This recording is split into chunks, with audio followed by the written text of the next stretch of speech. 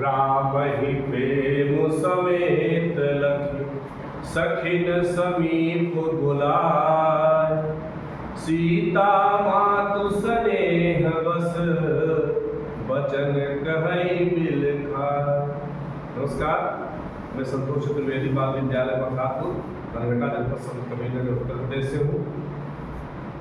आज मेरा ये जो वीडियो है ये धनुष भंग तुलसीदास की रचना जो कक्षा 10 में है वही मैं लेकर के आया हूँ।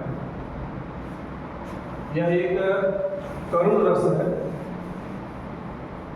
इसमें सीता जी की माता जो है जब राम धनुष यज्ञ की तरफ बढ़ते हैं तो सीता जी की माता उनके स्वरूप को देख करके, उनकी कोमलता को देख करके बहुत चिंतित होती है। इसी का वर्णन इस वीडियो में किया गया है। चलिए। राम ही प्रेम समेत लखि सखिन समीप बुलाए। सीता मातु स्नेह बस वचन कहई बिलखाए। जब भगवान राम धनुष की तरफ बढ़ते हैं तो राम ही प्रेम समेत लक्ष्य, भगवान राम को प्रेम के साथ लक्ष्य माने देख करके, कौन?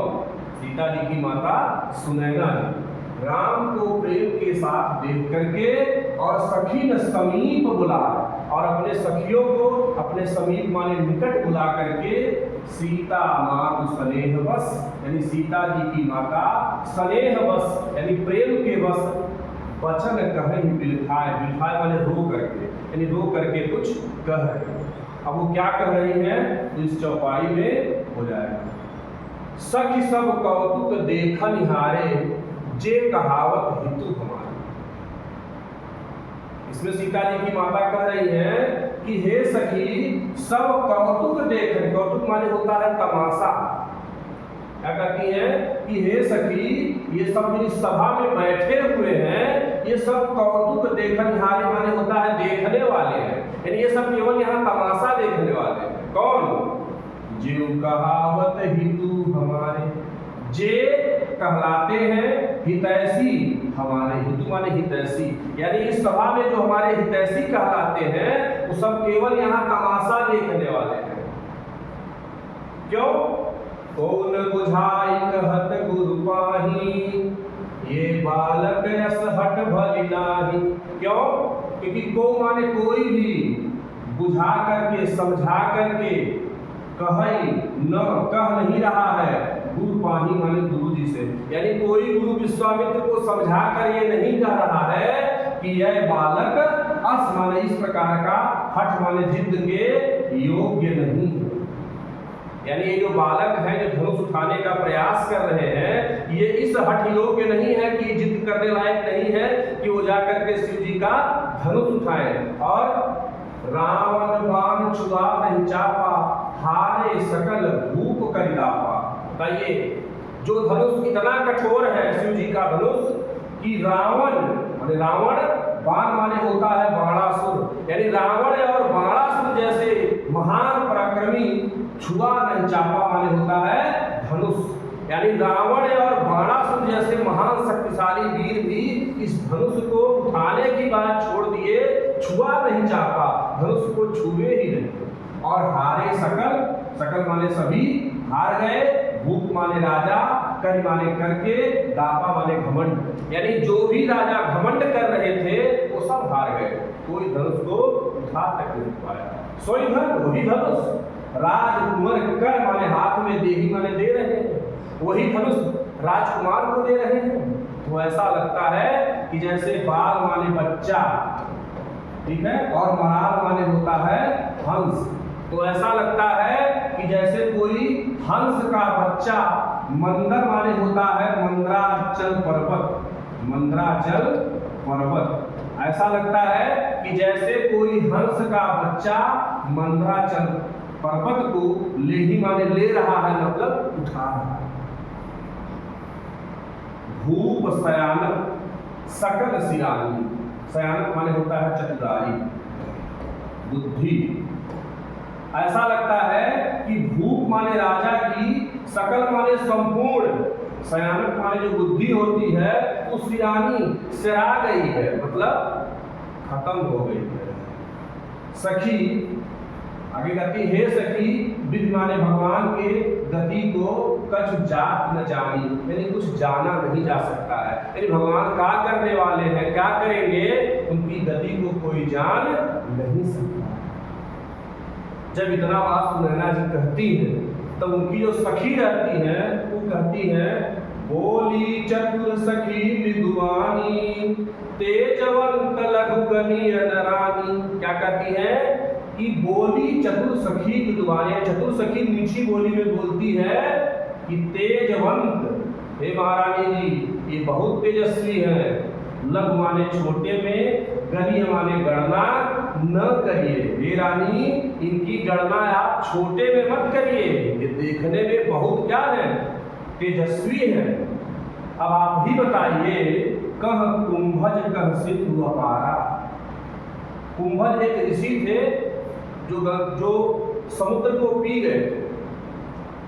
शास्त्रों में यह वर्णन है कि कुंभज ऋषि थे जो बहुत छोटे से आकार के थे, उनको कुंभज ऋषि घड़े, कुंभज मतलब कुंभ माने होता है घड़ा, यानी घड़े के अमल बहुत छोटे से मोटे से थे और वह जो है पूरे समुद्र को जो है वह पी गए। कहती है कह कुंभज कह सिंधु अपारा, कहाँ छोटे से आकार के कुंभ के आकार के कुंभज ऋषि और कहाँ अपार फैला हुआ विशाल सिंधु माने सागर।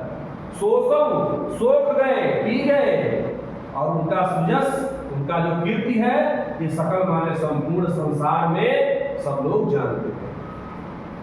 रवि मंडल माने होता है सौर्य मंडल, देखने में लघु लागा, जब तो भगवान उगते हैं पूरी दिशा छोड़ कर दिखाई देते हैं, तो लघु सौर्य मंडल देखने में लघु लागा, देखने में बहुत छोटा लगता है, लेकिन लेकिन जब वह उदय होता है तो त्रिभुवन तीनों लोक का कम माने अंधकार, भागा माने भाग जाता है। इसलिए हे रानी जी आप चिंता न करिए।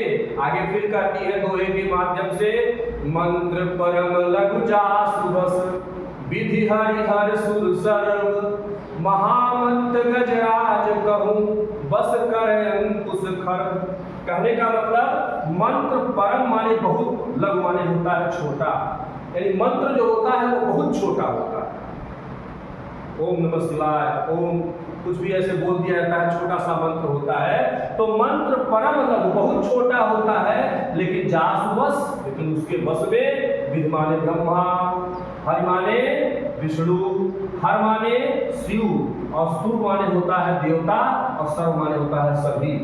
लेकिन उस मंत्र के बस में सभी देवता ब्रह्मा विष्णु और शंकर सब उसी मंत्र के वशीभूत रहते हैं, लेकिन वह मंत्र छोटा बहुत होता है। आगे महामत गजराज को, महामत माने होता है महान मत वाले, गजराज माने हाथी को बस में कर लेता है।